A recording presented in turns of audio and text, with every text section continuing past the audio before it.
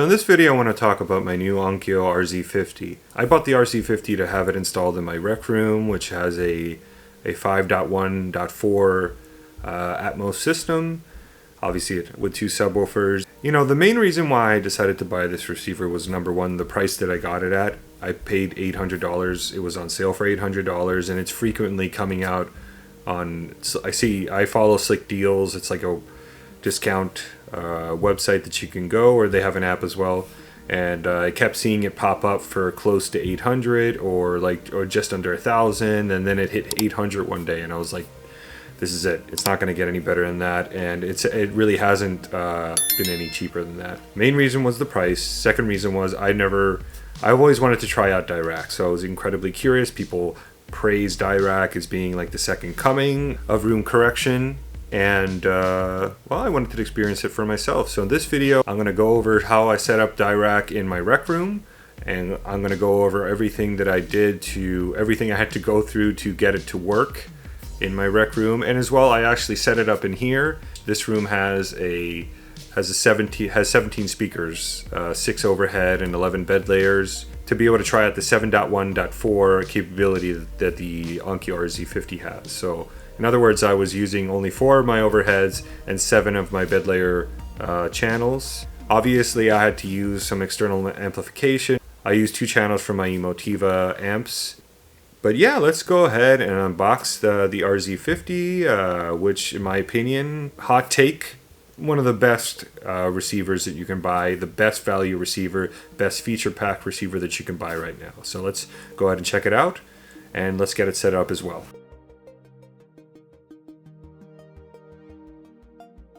So it's been a while since I reviewed a receiver, and I couldn't pass up a deal that came up on Autorama. This is for the an Onkyo RZ50. And one of the main reasons for me wanting to check this out and replace one of the receivers that I'm using in my rec room is that it has Dirac Live. And I've always wanted to check out Dirac and see what all the hype is about, because I've never actually used Dirac. So this is one thing I would like about this Onkyo is that it's like the tall chassis Onkyo, and this must be my 3rd or 4th that's this tall, and like I guess an 8-inch chassis, 8-inch tall, 8-inch high or whatever. And I'm actually going to replace another Onkyo RZ830 with this receiver. But let's go ahead and get it open for now. Most of my receivers have been Onkyos. I just like the brand. I've been using an Onkyo receiver ever since the early 2000s, where I bought like a home theater in the box. It was like gray and it was like super basic. And well, I've kind of gone from there. And I just like my favorite. I mean, receivers are my favorite thing to review. They're like the hub, or you know, processors and receivers. They're like the hub of your home theater, other than, you know, your speakers. But a good receiver can make your room sound really good. So let me go ahead and get this out, and then I'll show you what it looks like. I mean, the RZ50 has been out a while. I don't know how much I'm going to go into depth about everything about it. Obviously, it's new to me. I'm going to have to pull it out. Let's get it like this. There we go.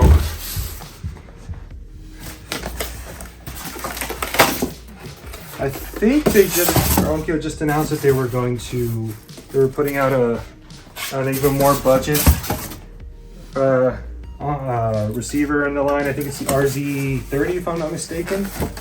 But for the price that I paid for this one, brand new, and I paid $800 for this thing for brand new. Is it too good to be true? I've actually bought stuff from Autorama before, brand new. I bought a pair of Yamo speakers. I actually gave them away to somebody on the channel on a contest, and you know, it's legit. You know, Autorama, sometimes, I don't know, they must have some kind of like, the thing about their price is sometimes they're not allowed to advertise the price, but if you go on like Slick Deals or something and you click on the link, you can actually see the price, but it's not advertised. You have to actually have the link, the correct link. If you don't have that link, you're just going to see the full price. So that's a trick of Autorama trick. If I can show you guys Here, there's a couple of phones here. That's cool. So obviously this looks very similar to my current, you know, RZ50 that I have, and it's gonna look exactly the same. Honestly, it's the same chassis, it's the same look. People complain that, you know, receivers, you know, look like receivers, and honestly, I don't care. But let's go ahead and get a look at this, the front. Well, obviously it's pretty simple. You know, you got the AC, the power cord. You got, looks like there's an antenna in here. AM, FM antenna, a couple of batteries, and a very kind of like a simple basic remote. But let's check this thing out. This is my rack right now. This is the receiver that the RZ50 is going to replace. Looks exactly the same. You know, it's another RZ.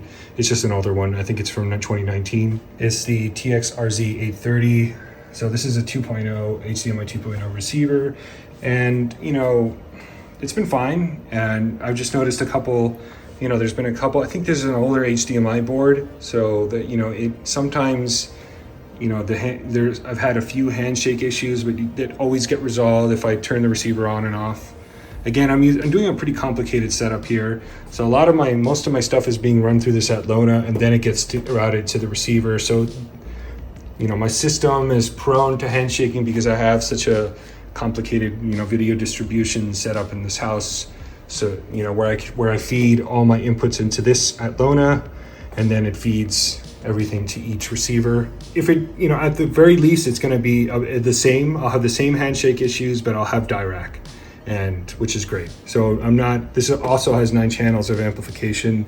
So I'm not giving up anything. It may be better with the handshaking stuff, which I could live with, but you know, I get Dirac, and it's it's HDMI 2.1. It's, you know, it's future proofed, which I'm always down for.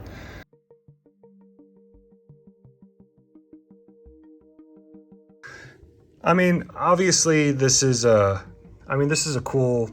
I like the design. I'm not going to pretend to think that a receiver can be made to look not like a receiver. Yeah, Marantz made like a half size one, but I kind of like the imposing nature of this really big hulking box that packs 120 watts per channel. Has 9 channels of amplification. It's obviously, you're not going to get 120 times 9, but maybe you'll get 50, 60, 70, maybe, which is kind of cool. It's more than enough for most people. You don't, you know, and obviously at $800, and at $800, this is fantastic. So obviously you got a listening mode, off and on, pure button, tone knob there. It's notched, has steps here. It's not just a smooth. This one is stepped as well. You know, your normal sleep button, music optimizer, HDMI out, you know, return dimmer, your usual stuff. And you have a D-pad here as well. Plug in the setup mic, which I believe you can, with the rack, you can use the included mic, or I could probably use my mini DSP mic that I have, the UMIK one, and plug it into a laptop or something. But I'll probably I'm probably going to set it up the way that most people will, with the plugged-in setup mic, if it's long enough. I'm going to kind of try to treat it like how most people get it out of the box. You got some like source buttons here, which is good. Nice discrete buttons. That's good. Zone. Here's zone 2 and 3. There's the net button. There's a Bluetooth button there. Usual stuff. I want to look at the back of it. I think that's the most interesting part of this. I don't know if you can see much here. There's a fan. You can kind of see if I can give you a better of an angle. There's a fan here over the HDMI in the front here, not over the HDMI, actually the amp section has a fan, which is good. Probably only kicks on when it gets too hot. It's probably not running all the time, just to, you know, to keep it quieter. There's the HDMI board looks like it has a heatsink back there. So I think I did buy an Onkyo recently that had a fan over the HDMI board. There you can see the transformer. You can barely make it out. You can see Onkyo on it. You know, it feels heavy. I think this weighs about 30 pounds. Not the heaviest receiver that I've ever bought, but you know. But anyway, let's turn it around and check out the back. Hey, before I move on, let's these are all the things that it can do. It's got THX, of course, there.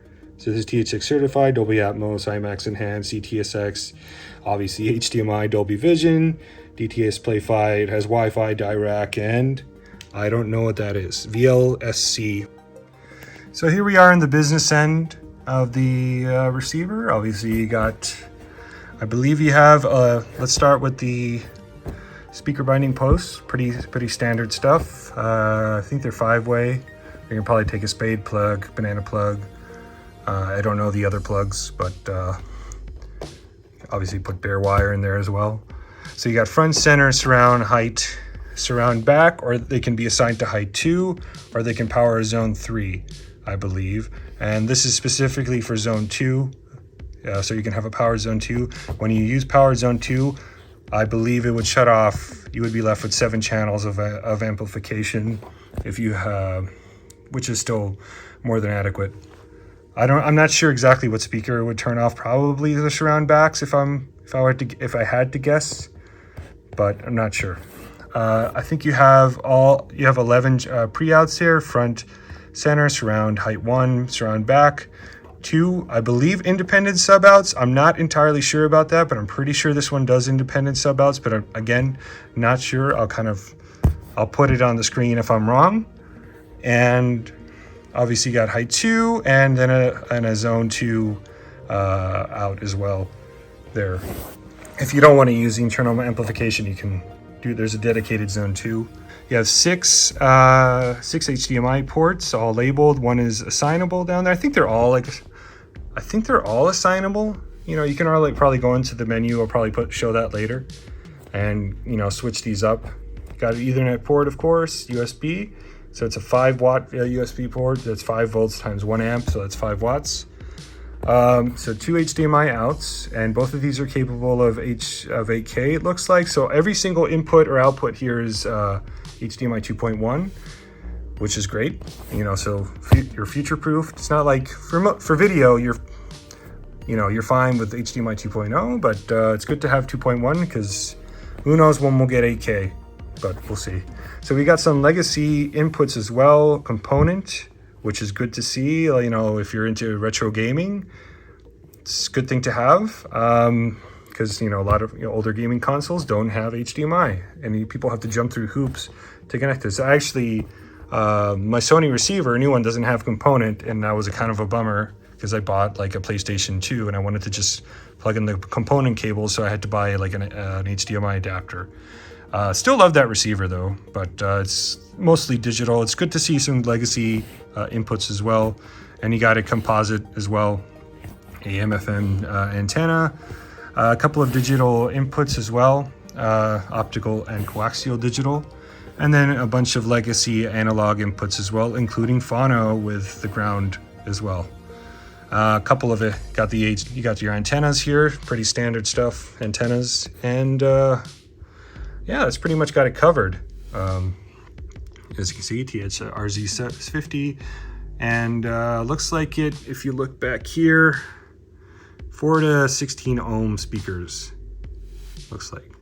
So overall, very similar to other Onkyo receivers that I've checked out in the past. I never had an Onkyo receiver with this much HDMI 2.1 inputs or outputs. It's usually the ones that I've had before, HDMI 2.1 for 3, and then the other 3 are just like 2.0. But these are all HDMI 2.1, so there's no guessing. You don't have to like kind of select what goes where. But it's good to have. Great receiver. Can't wait to install it. I don't know how I missed it, but there's a 12 volt trigger out, which is great. So if you want to turn on an external amp with this, or pretty much anything with a trigger input, you can. In an RS232, which is used typically for home automation stuff. And some IR port. I don't really use those, but the trigger out I could totally see using.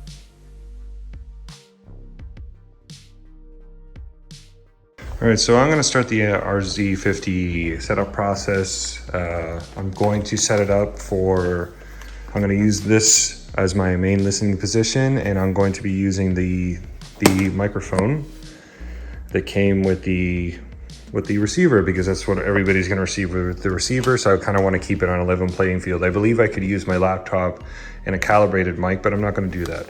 And I'm just going to use my trusty old tripod there with a little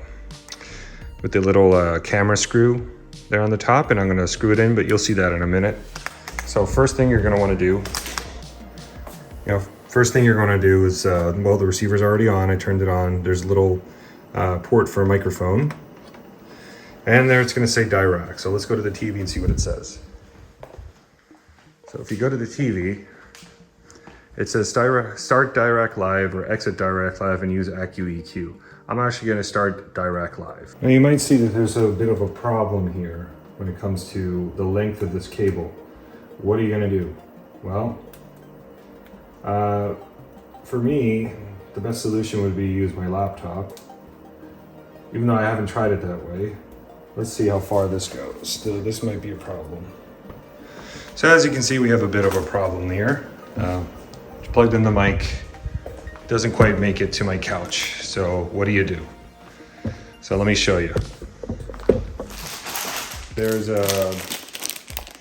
I bought one of these cables on Amazon. This is and I already tested it, it works fine. It doesn't mess with this is a mono, this is an 1/8 of an inch, like jack, like mono, call it extension cable. So they sell these 1/8 of an inch like mono headphone jacks. You can tell it's mono because it only has one line here. And I've used these in the past. I bought these over a year ago because I knew I was going to move to a new house with extremely far away like receivers. And some of my receivers don't have Dirac, so I can use my laptop remotely. So I wanted to make sure that I had. So I've actually bought 2 of these, and I actually tested them. I ran one and then did my AccuEQ, or I ran Odyssey after one.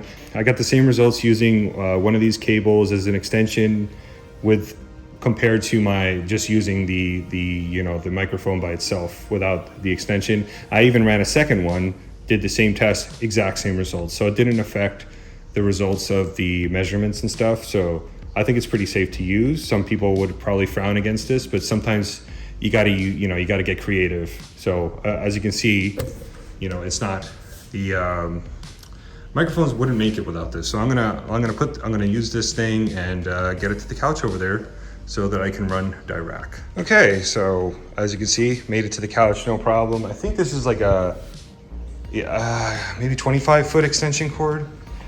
So I got plenty of slack. I could probably make it to that chair over there easily, but I probably won't need that. Okay, so it basically said, follow the app's instructions. So I went on my iPad and I downloaded the Dirac Live app. So let's go ahead and hit open and see what happens. So I've been trying to configure Dirac for a few days. I haven't had a lot of time. I can't do it. I have to do it when there's nobody in the house and there's absolutely no sound. Because it's super sensitive to like any little HVAC noise or something. So I got to make sure all the HVACs. It took me like at least 20 attempts to get this thing to stop saying low signal to noise ratio or something. But again, I figured out. I finally got to the right gain at negative 38.5 dB. Put me in the sweet spot. Because if I went a little higher than that, it would give me another error. I can't remember what it was, but again, it's been a little bit of trial and error. I'm about to measure the second position. I'm going to lower the microphone a little bit. But yeah, let's do it.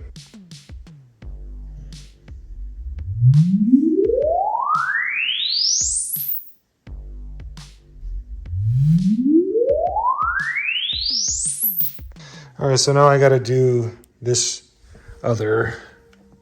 So it's pretty close to where the image says. I'm not entirely sure if it's too far apart from the main listening was like right in the middle of the couch. The other one was about there, so I'm thinking there is about good enough. And yeah, as you can see, still got plenty of slack, so I could go much farther if I need to. But let's give this a list. Let's see if this works out.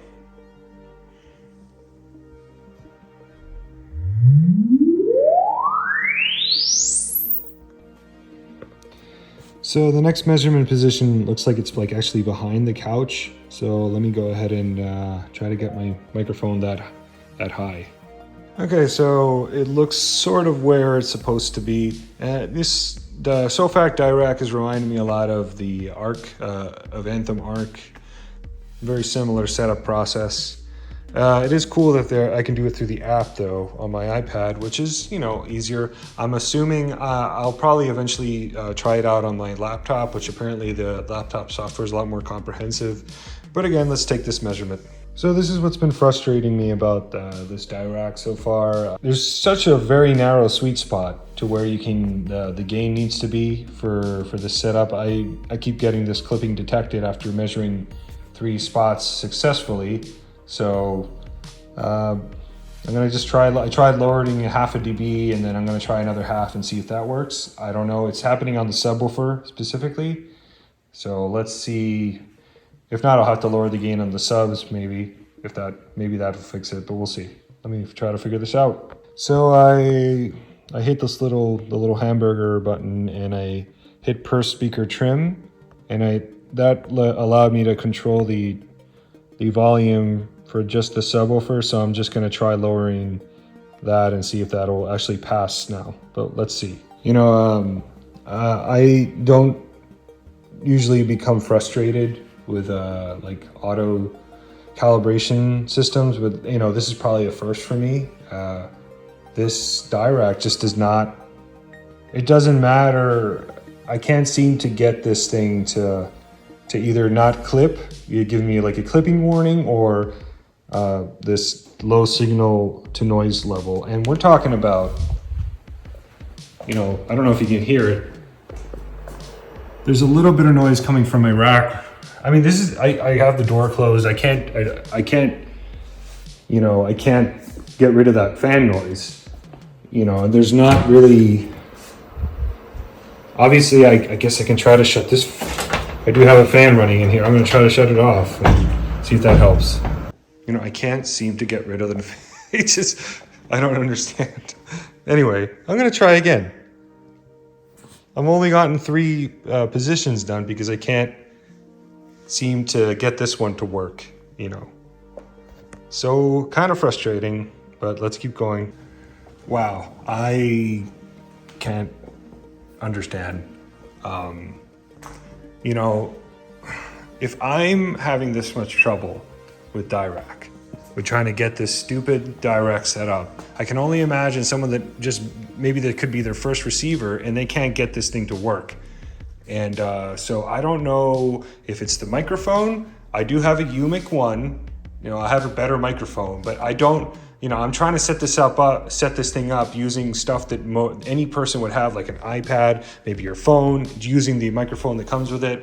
So that was the point of me doing this, but now I can't seem to get past the 3rd measurement, and I don't know what to do. So I may have to just set this up with the EQ, or actually switch over to the UMIK mic some other day and try again. But, you know, again, kind of a fail, I'm gonna say. Another little note, I mean, I wish it would tell me the speaker, because it, you know, it gives me that low signal to noise ratio after it's run through all the speakers. And I have no idea which speaker. Could be just one speaker that's like not loud enough, or, you know, it's not telling me what to do.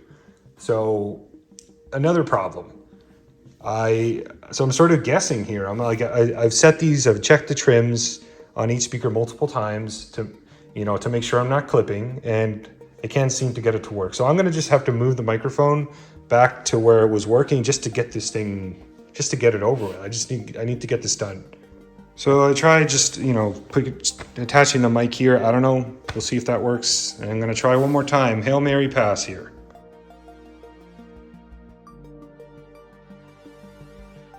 Okay, so I have thrown in the towel with using my iPad and the included microphone here. I tried.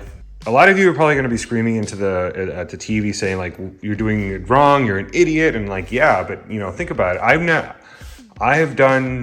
This is my first rodeo, you know, and I can only imagine the person that's never even owned a receiver for the first time, how complicated they would find it.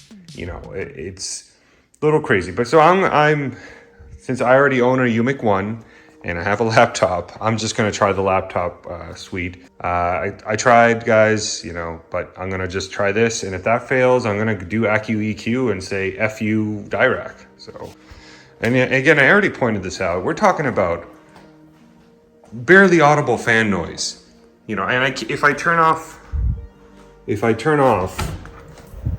you know, the remaining fan noise in here is like, you know, like I have like routers and stuff, and you know, switches that if I turn off, you know, the internet might stop functioning, and I don't want to. Is it like I think my Verizon like router up there, the white box that, you know, that if I turn that off, they have no internet. So, and it has a fan.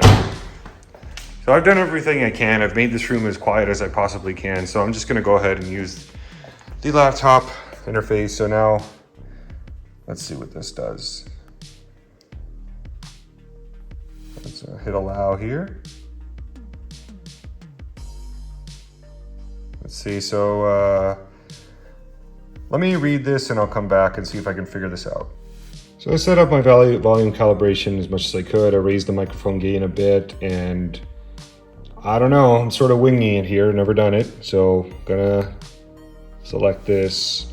I'm gonna do focused imaging here, which is, I think, let's see, focused imaging. I'm not gonna do wide. I think of the one in the middle, like 13 measurements.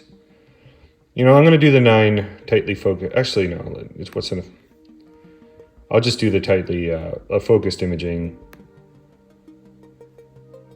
And then I'm gonna measure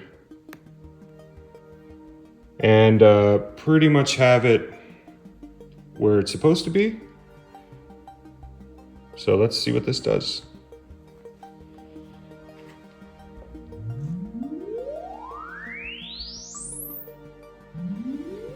I can already tell that there's not enough. It's not loud enough, so.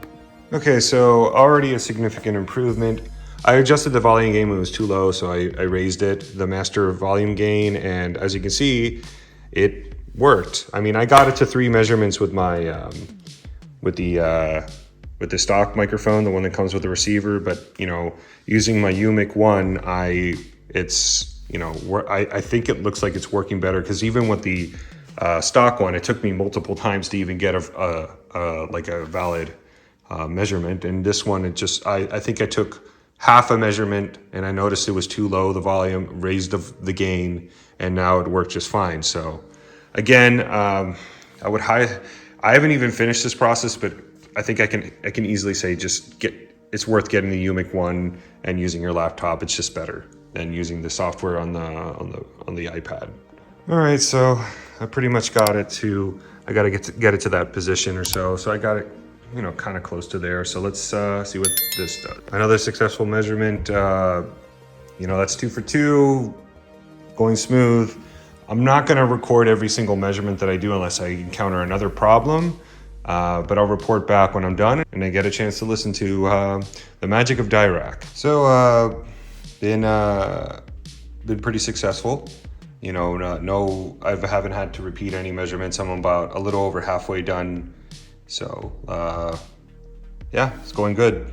Using the UMIK 1 and my laptop and the actual software that, you know, meant for PC or Mac, I was able to finish all the measurements with absolutely no issues. This is exactly what I was expecting. I'm a little surprised that I couldn't get it to work well with the, you know, the stock mic. It's really weird, and it probably frustrated a lot of people, but you know, it's working. Let's see what's next. I am not really gonna make any changes. You know, let Dirac do its thing. I'm not gonna adjust anything just yet.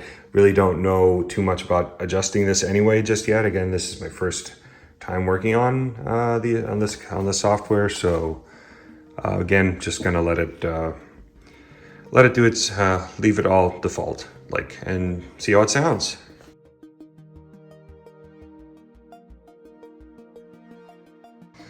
Okay, so I thought the most effective way for me to test this Onkyo RZ50 is to actually connect it and use it in the theater.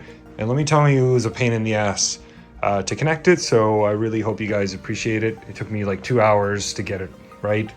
So yeah, I'm gonna run Dirac in the theater. So what I landed on was I'm going to be using my back surrounds as surrounds because I typically sit in the rear seat, and so my front surrounds and my front wides will not be working, and also my front in ceiling speakers right there will not be connected. So I'm going to be using the rear 4 speakers. So I'm going to be using the maximum configuration that the receiver can accept, which is 7.1.4.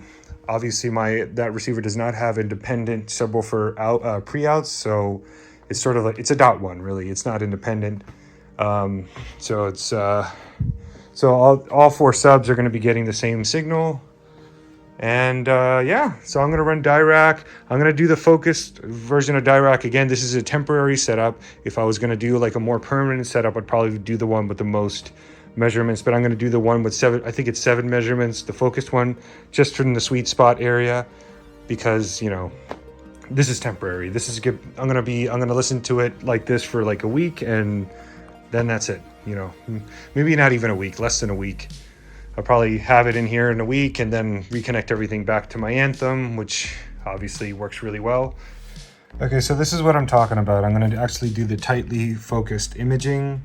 I already did the volume calibration. I've kind of gotten a little better with this. It's a lot easier when you're using the UMIK one as opposed to what the stock mic, which I probably expressed my frustrations with already in the video, but I'm not going to go over that again.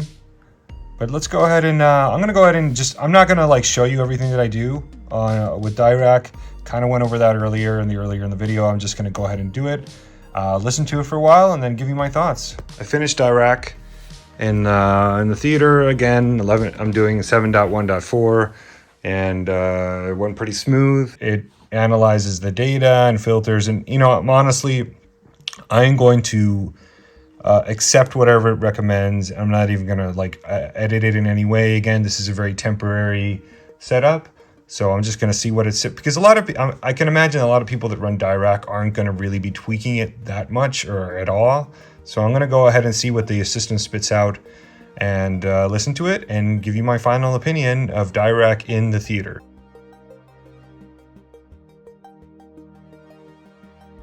Okay, so I'm gonna go through the menu for the Onkyo RZ50. You know, these menus don't really change too much throughout the generation, so I'm just gonna kind of go through it relatively quickly. I put out I have another video on my RZ830, which has a very similar menu system. And if I miss something in this video or I don't cover it extensively enough, I'll refer you to that one. You know, I cover everything pretty good, and you may see what I missed if I miss anything in this one. So let's go to TV out and OS and an on-screen display. You can select main, sub, or both. Sub meaning is the secondary like HDMI output that you have. So I have it set to main. I don't really use the secondary at all, really. This is actually kind of interesting. You can go in here and select per input. You can select between 8K standard, 8K enhanced, or 4K standard. I think in most cases, unless you're using like a PlayStation 5 or an Xbox, you probably don't need to even use 8K enhanced. You know, and if you're having like a handshake issue with your device, it's maybe not, you know, you're not getting a good HDMI signal, or it's blanking, it's coming on and off. It might be worth, you know, maybe lowering, if you're set to 8K enhanced, maybe lower it to 4K enhanced, and that might fix it. The only one I have set to game is 8K enhanced, even though I'm not even using that input. I think I'm only using Streambox I might be using BD DVD. And 4K enhanced is all you really need. I'm not using anything that's above 4K 60, so I'm perfectly fine. And as you can see, each of these are selectable. You can set the Zone 2 HDMI. You know, you can set it to use or not use. I'm not using the Zone 2, but you know, it could be something that could be useful if you were thing about Zone 2, you got to run long cables from this receiver to another television. Could be in another room. You know, it gets complex. I've always preferred just having a cheap receiver. If you have like a secondary a TV or something and you want to have a set of speakers, I think it's just easier to keep a cheap receiver locally within that setup. You know, this turns on and off the on-screen display. I like keeping it on. And I never changed the mini player OSD, and I never really noticed anything. So HDMI input. I think you can assign them. Yeah, this allows you to assign a different input. So if I wanted to set maybe CD down there, let me go down. If I wanted to set CD, I can assign it like HDMI 6 if I wanted to. Right now I'm not even using HDMI 6, so. HDMI input, video input, it probably has to do with legacy inputs. Yeah, like component video and, you know, just composite video stuff. This stuff is pretty smart. You can set like BD DVD to component, and I think it always prioritize HDMI. But if you're not using HDMI and it doesn't sense the signal, and you happen to have something connected through component, you can set it to BD DVD. It should work. It should like be smart enough to switch and recognize there's a component signal or a composite signal, and it'll switch. So it's like a hierarchy system. It's like goes from HDMI maybe to component to composite. So let me go back. Digital audio input. That's, you know, you can assign the coaxial like digital input or an optical to one of these inputs. Like it's pretty standard to have the optical set to TV, because a lot of TVs have an optical output, and it's actually pretty easy to just, you know, get a solid. You know, it would be limited to like maybe vanilla Dolby Digital or vanilla like DTS, but it's a solid connection, and it'll 100% work. It's the most reliable. I've had less issues with using an optical cable than with ARC, even though ARC has come a long way since they updated it to eARC. I've noticed a lot. It's just easier. It's been more reliable ever since they put out eARC. And honestly, I really don't use eARC very much, but I have noticed that it has improved. And again, this is for like analog, you know, RCA inputs, that kind of thing. And here, same thing. You can assign, you know, which input goes to where. Let's go to speaker. This is probably one of the more interesting areas. Okay, so speaker channels. This is actually pretty cool. So here you can select different speaker configurations. I'm currently using 5.1.4, which means 5 bed layer channels, 1 sub, because this receiver does not have independent subwoofers. In other words, both subwoofer outputs are like mirrored. They're giving you the same signal. 6.1.4, which eliminates the center, which, you know, gives you the opportunity to use phantom center if you're one of those people that really needs the center to be exactly at the same height as your fronts, then you can do that and use front phantom center. I would recommend the center, but here's the 7.1.4. This is the top configuration that this receiver can do. You would need an external amplifier though for the last 2 channels at least. But yeah, this is the most that it can do. You can use 9 of the internal amplifier channels plus another 2 that you need an external amp for. And obviously you got 2.1 with 3.1, 4.1, which eliminates the center, and 5.1, which is the traditional surround system. 6.1 eliminates the center, and then you got 7.1, another traditional setup. Here you get 2.1.2, which gives you a pair of heights and a 2-channel system without a center. This one adds the center at 3.1.2. 4.1.2 gets rid of the center, but gives you a couple of surrounds. And here's 5.1.2, which adds the surround back. 6.1.2 is, you know, a surround system without the center, but with a couple of heights. 7.1.2 adds the center back in. 4.1.4 is 4 bed layers and 4 height speakers. That would probably be pretty cool. And here's my configuration right now, which the RZ50 can do with the amplification that it has built in. So you go down below and you can select subwoofer on or off. I'm gonna turn it on. And in my rec room, even though I'm actually in my theater room right now to do this video, but this is set up for my rec room, I'm using front highs and rear highs, but you can change that to top front, top middle, Dolby front, or front high, which is how I have it set up. And the same goes for the rear high. You can do Dolby surround in the back, Dolby speaker meaning the bouncy house speakers, and then you can do top middle, and you can also do top rear, but I have it to rear height. There's a lot of debate whether the height speaker or the tops are better. You know, a lot of people say that the heights are better. I have both kinds of setups in my house. In my main theater in this room, I have top height speakers, and I like them, but the heights are pretty darn effective. I would say it's a close second for me. That's my opinion. That heights are pretty close, you know, to the top mounted speakers. But hey, people may debate that, but that's, you know, even the experts are still debating that what is. So zone speaker, I don't have this. I don't use zone 2, but as you can see, if you select zone 2, you got the bottom left corner of the image adds like another room with 2 speakers, so it kind of gives you an indication that you get stereo output.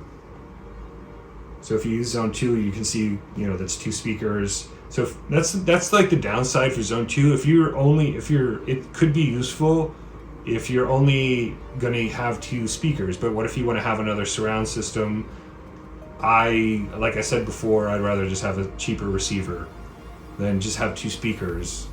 But hey, if you only want to use 2 speakers, it might be just enough for you. But I'm not using zones, so I'm not going to leave that out. And then you can do zone 2 pre-out. You can set it to zone B or zone 2. Don't know what the difference, honestly, of what zone 2 versus zone B would be. So I don't know. So my recommendation, I've recently watched a video that Audioholics put out about speaker impedance selectors, and they always recommend doing regardless if your speaker's a 4-ohm speaker, they recommend leaving your receiver to the highest level of ohms that it can support. When you select let's say you select like 4 ohm, it would sort of neuter the output that this thing could put out, and it would sort of like be doing your system a disservice more than anything. You might have to push it a little harder. I don't know. And you know, they've done a bunch of testing, and I trust them, so I'm going to go ahead and recommend the same thing. I would just leave it at 6 ohms or above, and I wouldn't, even if your speakers are 4 ohms. So crossover. I ran Dirac in my rec room, and these are the results. This is the crossovers that my Dirac decided on, and I pretty much agree. I haven't tweaked this at all, and set it to 70 hertz. Totally fine. I think it's a solid. 70 versus 80 hertz is negligible. A lot of people say that do your crossover at 80, but honestly, I listened to it and it sounds really good to me, and I know for a fact that the speakers that I selected can at least dip down to 70 hertz, if not lower. My front speakers maybe are in the high 50 hertz range, so it's probably not far off. It's better to be at least 10 to 20 hertz above where your speakers start rolling off anyway. And anyway, you have your subwoofer. That's what the subwoofer is there to like pick up the slack. And let's check out distance here. When you use Dirac, it's set to milliseconds. So, I don't really, typically what I've seen in the past is feet. You set your distance, but I guess Dirac uses milliseconds. This is something that Dirac set this, and honestly, I'm not I don't think in milliseconds like that, so I'm gonna trust that it knows what it did. And didn't set any like delay for the sub. So, you know, like I said, I listened to it and it sounded good to me. So I left that alone. Oh, there's level calibration, so you're gonna hear some test tones here. Well, the test tones aren't even in this room, so you can't really hear it, but I can hear it through the door. So I'm gonna turn that off. I may or may not set this receiver up in this theater. It's kind of a pain. So if I do set it up, you'll probably see it later in the video. I do not have THX rated subs, so I'm just going to leave that off. But you can, again, you can select yes or no. But I don't have that. Speaker virtualizer is set to on. You know, my recommendation for this kind of thing, if it might be beneficial if you have like a 3.1 or even maybe like a 4.1 or something with limited channels, or like maybe you know, only one set of heights or something, or you're not using or maybe, you know, you have a 5.1 and you want to approximate that you don't. It might help the fact that you don't have any rear surrounds, and it may fill in a little more, but you know, that's all psychoacoustic stuff. There's nothing better than the real thing to have like discrete speakers, but you know, I have it on, and you know, I have turned on and off these things. I don't notice much of a difference, so I don't think it hurts anything to leave it on. You may disagree with that. Speaker combo. Oh yeah, this is about brands. You can do clips or other. So I have it set to other because I don't have clip speakers. I don't know what this whole... this isn't the first time I've seen like clip stuff in Onkyo receivers. I don't really use this. This is more like a niche, like multilingual TV broadcast. I don't really mess with this, so I'm not gonna explain that. So Dolby, loudest management on. I mean, you know, enhances the details at lower volumes. I typically leave this on because I'm not constantly blasting, and it might help with intelligibility. You can turn it on or off and see how you like it more. But I sometimes leave it on. So this selects the most appropriate up mixer for DTS, and again, same for IMAX. But here you can actually select. You can do on or off, and for IMAX mode, you can do on or off or auto. So I just leave it to auto. It'll sort of figure it out on its own. LFE level, I usually leave this at 0. I don't typically mess with this. You know, I usually just, you know, up the level in the actual speaker section. I don't really mess with that. And so volume, you can do relative or absolute, which would be like, you know, numbers 0 to 99, I think, something like that. But relative is like in dB, which is the way I like it. So in mute level, you can do 0 dB or -40, which, you know, either you mute it all the way or just a little bit. I like muting it all the way. You can set a maximum volume if you want, which I may do. So let me see, I could do... Yeah, I wouldn't want to do plus 17. I think the max volume for me at least would be 0 dB. So power on, volume last. Typically it'll remember if you had it at -30 dB, it'll just turn on at -30 dB again. Or you can define it. You know, you can define. I just leave it at last. This is typically how I use it with Onkyo receivers. Headphone level, I don't mess with that. So source stuff. My input volume. God, I don't think I've seen this before. Name edit.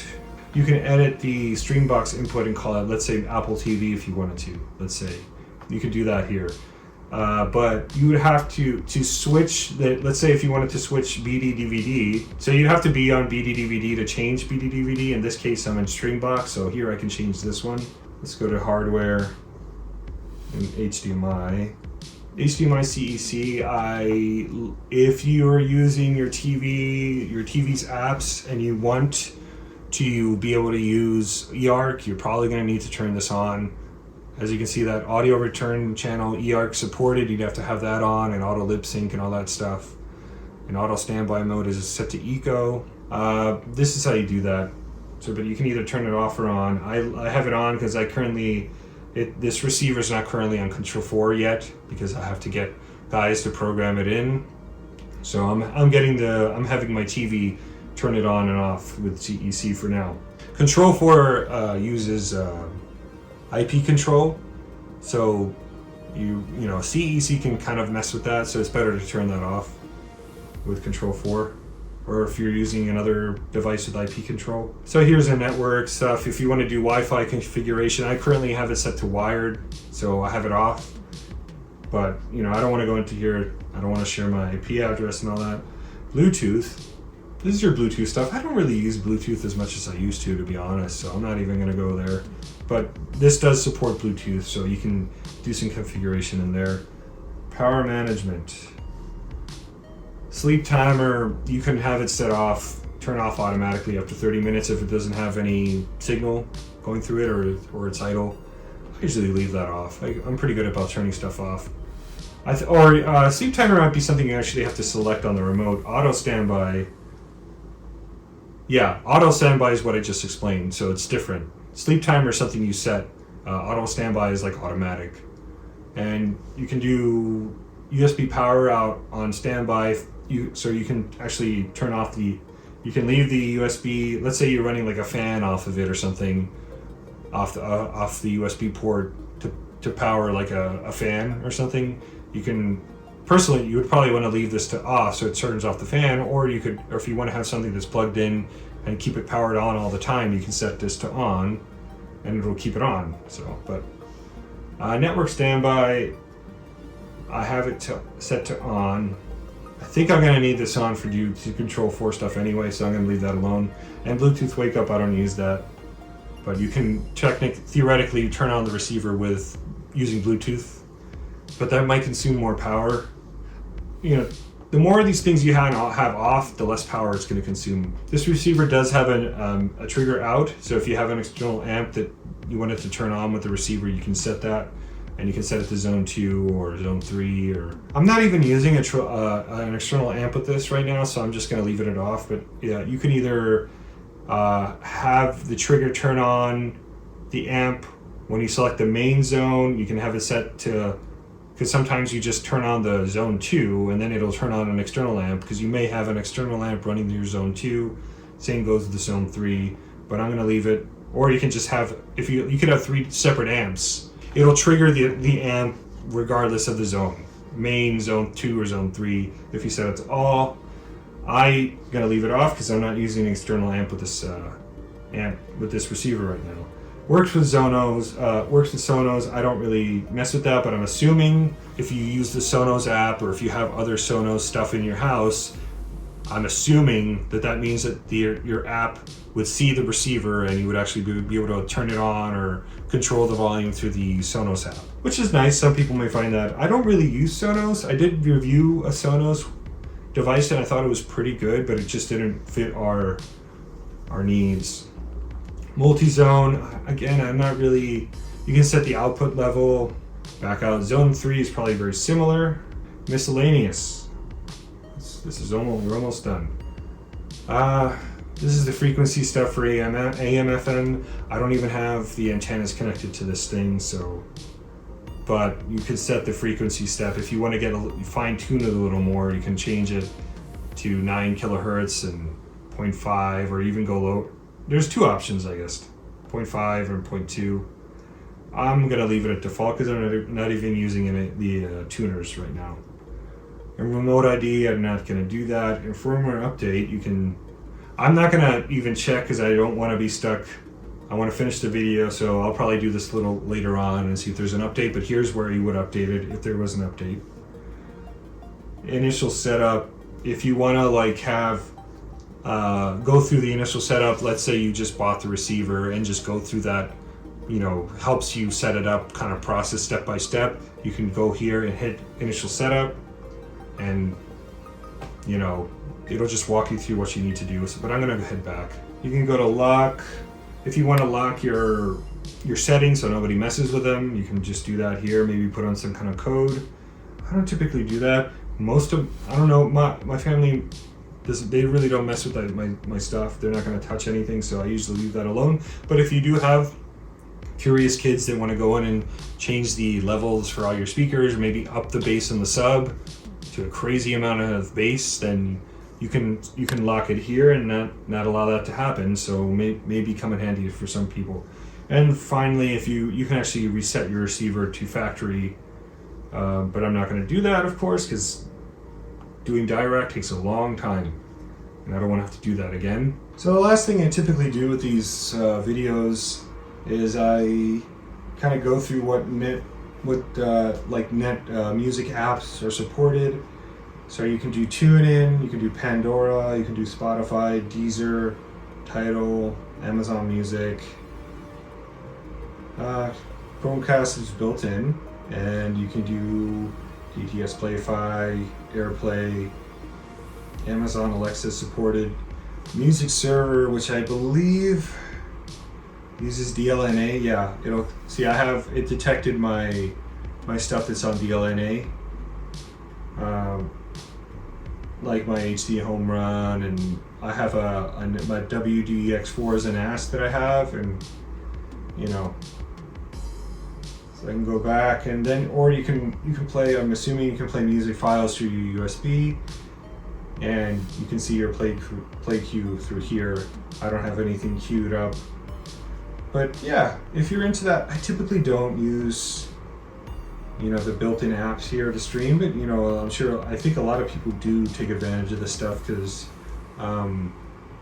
you can, if you subscribe to Spotify, for instance, you can use the built-in DACs that is built into the receiver, which is probably better than a lot of DACs in like crappy, on your phone or just playing through. In other words, it would probably sound better using the Spotify app on this receiver than just airplaying something from your phone to it, because then you're dealing with, AirPlay. I think AirPlay uses ACC, which is a lossy format to do AirPlay. So I don't even think you can play lossless stuff through AirPlay. Pretty sure you can't. So if you do want to play lossless, your best bet is to probably use one of these apps, or get a separate streamer and hook it up to the receiver that way. So, but yeah, that's pretty much the end of the menu for the Onkyo RZ50.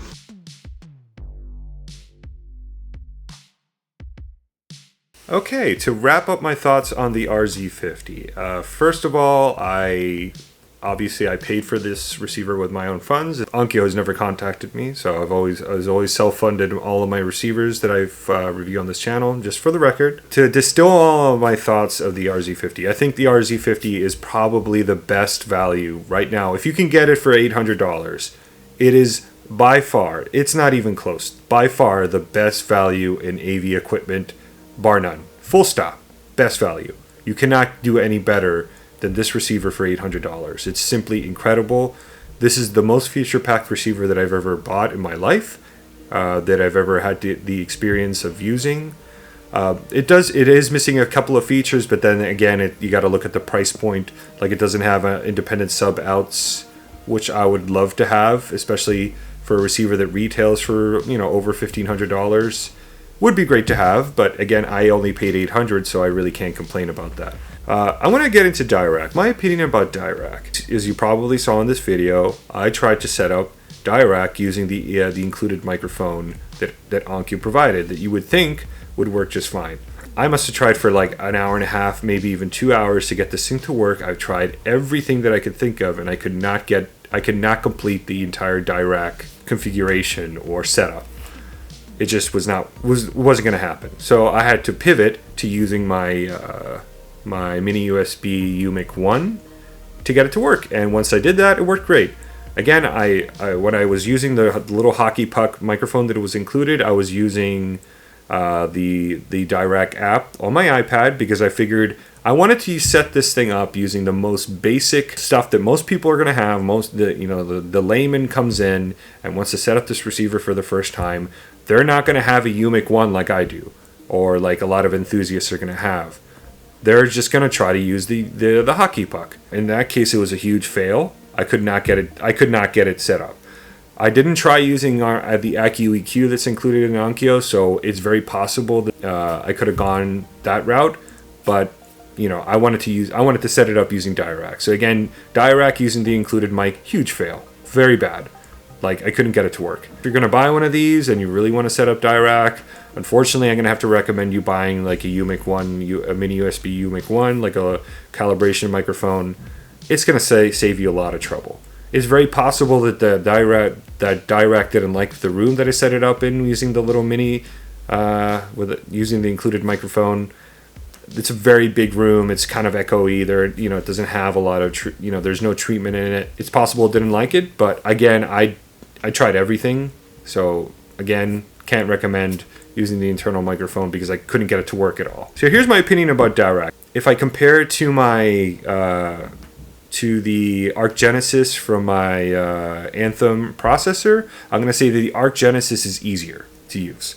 Anthem is very nice enough that they include a calibrated microphone, which is pretty great. The Arc Genesis is easier. I would say that you're getting comparable results. Like, I could say I'm going to go out on a limb and say that Arc Genesis is either as equally as good as Dirac or maybe a slight edge, given the ease of use.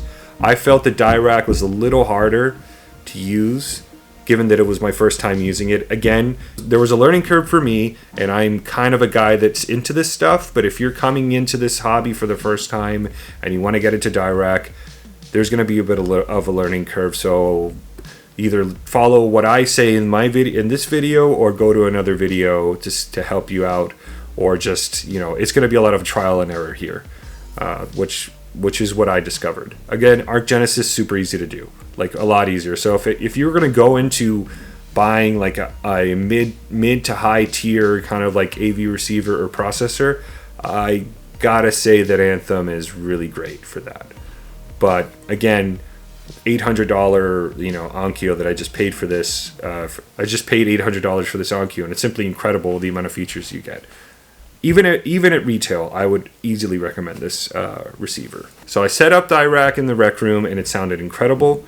It's honestly the best surround sound experience I've had in that room, and I don't really use that room too much other than like when the kids are playing down there and I'm playing like a kids movie or something, or like I'm watching, it's sort of like that kind of system. When I do serious movie watching, it's in this room. So that's why I wanted to set it up in here. I wanted to put it through its paces in the theater. Let's move on to how it sounded in the theater. And would the RZ50 been enough?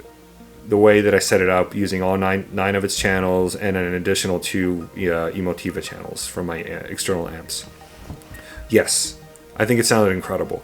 I don't think if I had like a blindfolded challenge, I don't think I could tell you with any degree of certainty that which system was running. If the RZ50 was running and then the Anthem was running a second, if I could figure out a way to do that, I don't think I could have told you which is which with too much. I probably could have taken some guesses here and there. I think it's more than good enough for most people, and even if you were just using the 9 channels that it has, it's simply incredible. It's a really, really great AV receiver.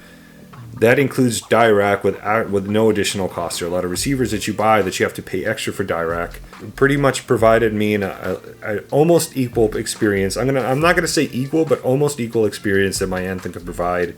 If you can get an RZ50 for $800, you just have to do it. If you're into this hobby even a little bit, I would highly recommend it. Sell what you got, get an RZ50. It's going to be a huge upgrade. If you have something inferior to like an RZ50 level receiver, I could easily hold its own to like receivers that cost 2 and 3 times more. I think the RZ50 at $800 and even an MSRP is approaching the crest of diminishing returns. It's like what I have, my Anthem setup right here is like right at the top of the crest of like diminishing returns. This is like maybe like a half an inch lower. It is simply incredible for the money. I can't recommend it enough. Yeah, I'm really happy I bought my RZ50, and I think you would like it too. If you have any questions about the RZ50, anything at all, feel free to leave them in the comments. Really helps a lot with engagement. I'm really trying to reach that 10,000 subscriber mark. So if this video helped you in any way, please consider subscribing to the channel. We're happy to have you on board. And yeah, I'll see you in the next one.